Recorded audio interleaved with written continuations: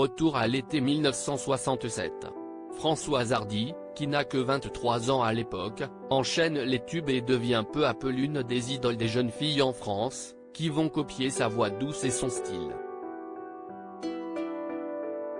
Non loin d'elle, si est un homme qui affole les fans de pop, le dandy Jacques Dutronc, 24 ans pour sa part, vient de sortir ses premiers succès, notamment Et moi, et moi, et moi. Les deux jeunes gens se connaissent et s'apprécient, mais à la fin de l'été de cette année-là, Françoise Hardy le sait, ce jeune Jacques lui plaît beaucoup, et d'une manière différente. Elle l'invite alors, accompagnée de copains à lui dans sa maison de Corse, comme elle le raconte dans son autobiographie Le désespoir des singes. Et autre bagatelle, sortie chez Robert Laffont en 2008.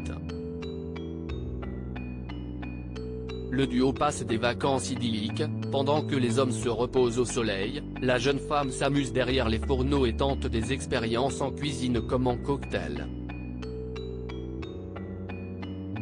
Désespérée, au début de leur séjour, par le fait que le Jacques qui, elle, intéressait le plus était également flanqué de l'épouse assez quelconque d'un autre chanteur, qui lui courait après depuis un certain temps, la jeune femme voit sa rivale disparaître rapidement et l'avoue sans problème, « Mon instinct me soufflait depuis des mois que mon attirance n'était pas à sens unique. »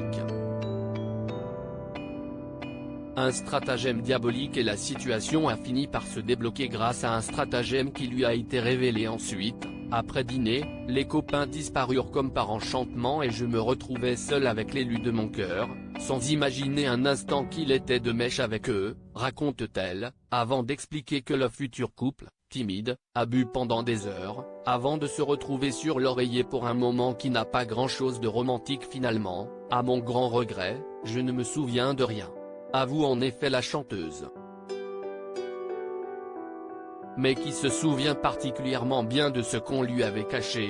Il a beaucoup été raconté que le lendemain, faute de foulard rouge à agiter par la fenêtre pour signifier à ses complices le succès de l'opération, il avait arboré une chemise de la même couleur.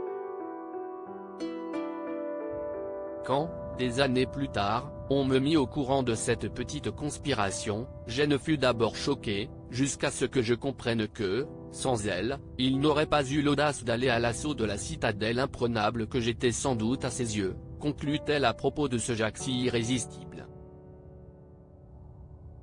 Un stratagème qui a abouti à une belle relation. Aujourd'hui, le couple est séparé mais n'a jamais divorcé.